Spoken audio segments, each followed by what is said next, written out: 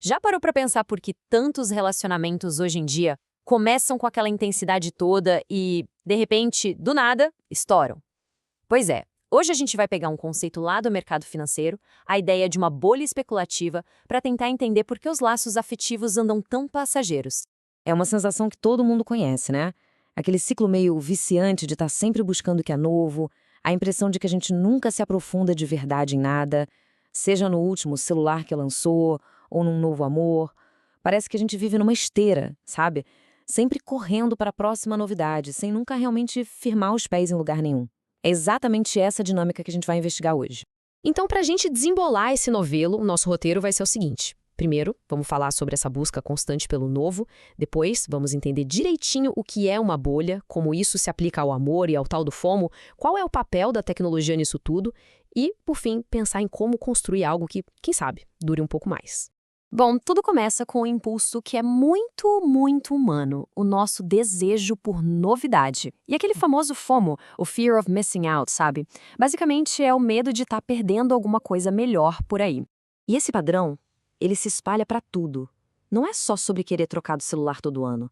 É uma busca que não acaba nunca pelo melhor. E isso acaba impedindo que a gente construa qualquer coisa sólida.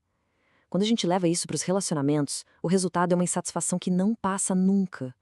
Sempre tem aquela pulga atrás da orelha de que existe uma opção superior em algum lugar.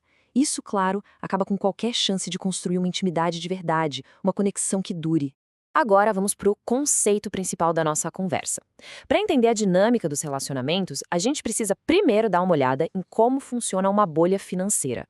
A estrutura, como a gente vai ver, é surpreendentemente familiar. A definição parece simples, né? Mas aqui está o pulo do gato. O ponto crucial é esse abismo gigantesco que se cria entre a expectativa, o preço que a gente coloca em alguma coisa, e a realidade, que é o seu valor fundamental. Essa ideia é a chave para tudo que a gente vai discutir daqui para frente.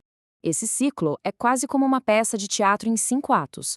Começa com uma faísca, algo que parece realmente promissor.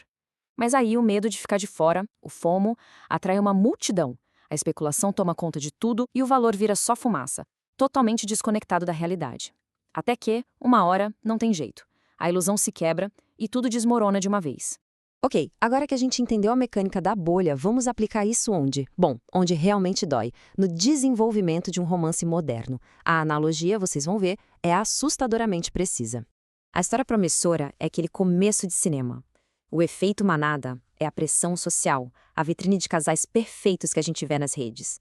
A euforia é a fase da lua de mel, quando a gente projeta um futuro idealizado, ignorando completamente as bandeiras vermelhas, as incompatibilidades que seriam o valor fundamental da relação. Para muita gente, o casamento acaba virando o pico da bolha, um evento grandioso, a expressão máxima da expectativa, mas que muitas vezes não tem a base da compatibilidade do dia a dia. E aí, quando a realidade bate na porta, a bolha estoura.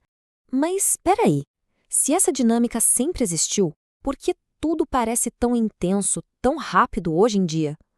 A resposta provavelmente está na palma da nossa mão. A tecnologia digital funciona como um acelerador, inflando e estourando essas bolhas emocionais num tempo recorde. A hiperconectividade é a gasolina que faltava para essa fogueira. As histórias de amor perfeitos se espalham numa velocidade absurda. Os algoritmos nos mostram os picos de felicidade dos outros, não a rotina. O efeito manada virou global. E os aplicativos de namoro, então?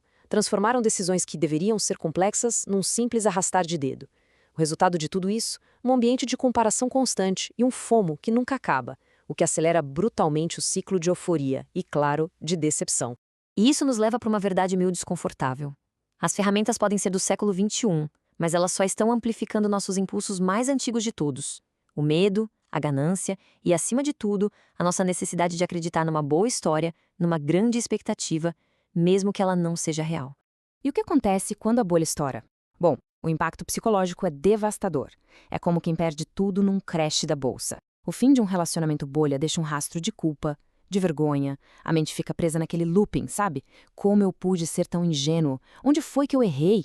Essa insegurança pode virar uma sombra, minando a confiança para se conectar com outras pessoas no futuro. Certo, já entendemos o problema. A grande questão agora é: tem saída? A gente consegue quebrar esse ciclo? A resposta talvez esteja em mudar a mentalidade. Parar de especular com o amor e começar a, de fato, investir nele. Aqui a gente tem o contraste bem claro. De um lado, o pensamento de bolha, que é movido pela euforia, pela busca da história perfeita. Do outro, o pensamento de valor, que foca no que é real, na compatibilidade, na paciência e na coragem de lidar com as imperfeições que sempre vão existir. Um busca o ganho rápido, o outro o crescimento sustentável. E assim a gente termina com essa reflexão. E se, em vez de sermos levados por essa euforia da expectativa, por essa história perfeita que a gente conta para si mesmo, a gente passasse a investir no valor real de uma conexão? Talvez aí esteja o segredo. Não para evitar o sofrimento, que faz parte da vida, mas para construir algo que, em vez de estourar, tenha a chance real de florescer.